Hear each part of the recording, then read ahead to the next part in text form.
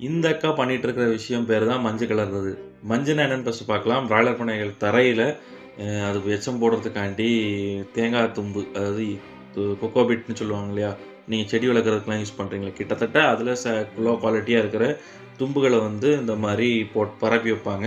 அப்பதான் கோழிகள் போடுற எச்சத்த எல்லாம் அது உறிஞ்சு வச்சுக்கிடும். இந்த மஞ்ச டெய்லி ஒரு வேளையோ, 2 வேளையோ இந்த மாரி கிளறி விடுவாங்க. இப்படி கிளறி விடச்சுல மேல இருக்கிற எச்சம்லாம் கீழ போய், இந்த மஞ்ச வந்து ஃப்ரெஷ்ஷா ரொட்டேட் பண்ணிக்கிட்டே இருக்கும்.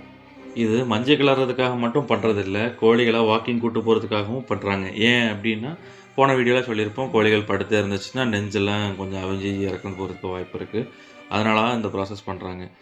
இத வந்து நம்ம இந்தியால வந்து கண்டுபிடிச்சிருக்காங்க பாருங்க. லேசர் லைட் வச்சு கோழி மேல அடிச்சோம்னா நவுலுது.